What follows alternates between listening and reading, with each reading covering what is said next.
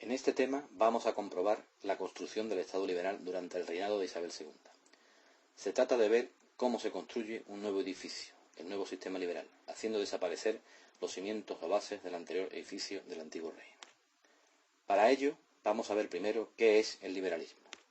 El liberalismo es una ideología o forma de pensamiento que nace como consecuencia del pensamiento ilustrado y como reacción a los principios políticos del antiguo régimen.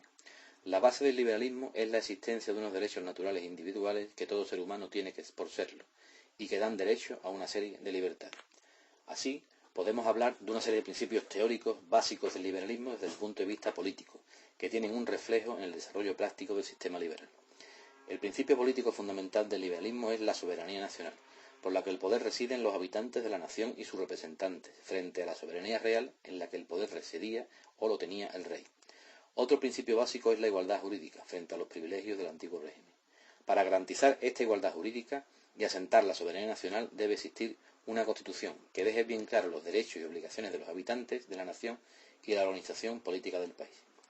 El otro principio fundamental es la libertad individual, que garantiza el ejercicio de los derechos naturales y que se refleja en la práctica política no solo en las libertades garantizadas en la Constitución, sino en el derecho a elegir a sus representantes, es decir, el sufragio. Finalmente, y como reacción a la economía intervenida del antiguo régimen, el liberalismo defiende la no intervención del Estado en la economía, quedándose solo con las competencias de un típico Estado gendarme, que solo garantiza el orden público y la defensa del país. El desarrollo del sistema político liberal se basa, como hemos visto, en unos principios básicos de actuación entre los que destaca el sufragio, o derecho al voto, que puede ser de muchos tipos. Puede ser directo, en el que el votante elige directamente a su representante, como en la actualidad en España, o indirecto, donde el votante elige a otra persona, elector, compromisario, etc., que es quien elige al representante definitivo, como pasa en Estados Unidos actualmente o en el sistema establecido en la Constitución de Cádiz de 1812. Según el derecho al voto, puede ser censitario o restringido, limitado a una minoría que paga una cantidad determinada de impuestos o censos, o universal, donde pueden votar todos, primero los hombres y después, en general, hombres y mujeres. A lo largo del siglo XIX van surgiendo diferentes interpretaciones de la ideología liberal. Principalmente destacan las tendencias de moderados y progresistas, diferenciados sobre todo en la concepción de soberanía, porque los moderados entienden que el rey tiene parte de la soberanía, es decir, soberanía compartida, y en los derechos políticos, que deben ser mayores para los progresistas. Desde mediados de siglo aparece la tendencia demócrata, que defiende la república frente a la monarquía, el sufragio universal, la existencia de derechos sociales y no solo políticos, y la soberanía del pueblo frente a la nacional, que solo había beneficiado a la burguesía. En este cuadro podemos ver la evolución del liberalismo español a lo largo del siglo XIX. El liberalismo español tiene otras peculiaridades, como la existencia de una serie de fuerzas que intentan monopolizar el poder y que tienen un equilibrio difícil a lo largo del siglo: ejército, monarquía o partidos y tendencias políticas. También destaca el liberalismo español por la gran influencia del ejército, debido a que el reinado de Isabel II comienza con una guerra y los militares se convierten en protagonistas y en líderes políticos de las dos tendencias mayoritarias del liberalismo.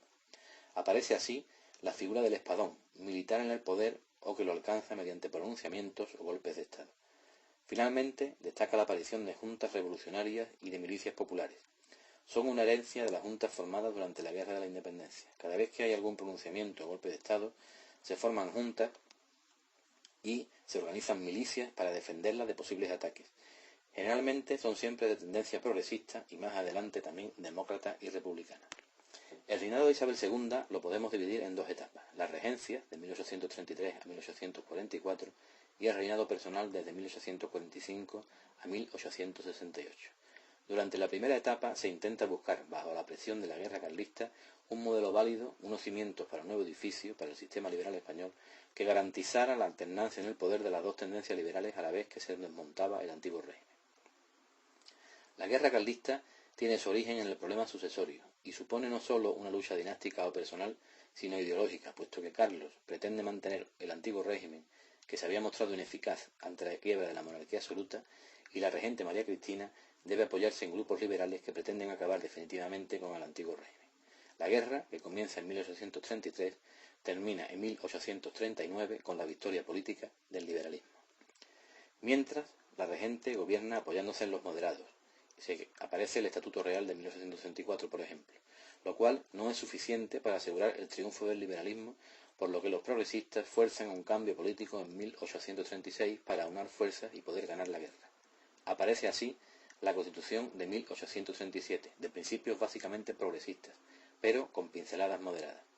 A la vez se plantean reformas profundas como la desvinculación de señoríos y la desamortización eclesiástica de Mendizábal, que veremos con más detenimiento en el vídeo de la composición correspondiente. La tendencia claramente moderada de la regente y el prestigio del general Espartero, vencedor en la guerra y de ideología progresista, provoca la renuncia forzada de María Cristina y el nombramiento de Espartero como regente. Sin embargo, la mala gestión del general fuerza un pronunciamiento que lleva al poder a los moderados y que se le conceda la mayoría de edad a Isabel II en 1844. Durante la década de 1844 a 1854 se crean las bases definitivas del sistema liberal isabelino. El edificio está ya a la vista, prácticamente hecho a falta de detalle. Se trata de un sistema claramente moderado, que se refleja claramente en los principios de la Constitución de 1845 y en la falta de alternancia en el poder. Esta falta de alternancia provoca el pronunciamiento progresista de O'Donnell, que da paso al bienio progresista de 1854 a 1856, que destaca por importantes medidas económicas como la ley de ferrocarriles, que provoca la extensión del ferrocarril en el país, y la desamortización de Madoz, que veremos más adelante. El periodo final, de 1856 a 1858, se caracteriza por la aparición de la Unión Liberal, una especie de partido político de centro, situada entre moderados y progresistas y que se alterna en el poder con los moderados. También desaparece el principal líder moderado, Narváez, y se producen una serie de crisis económicas muy graves desde 1860.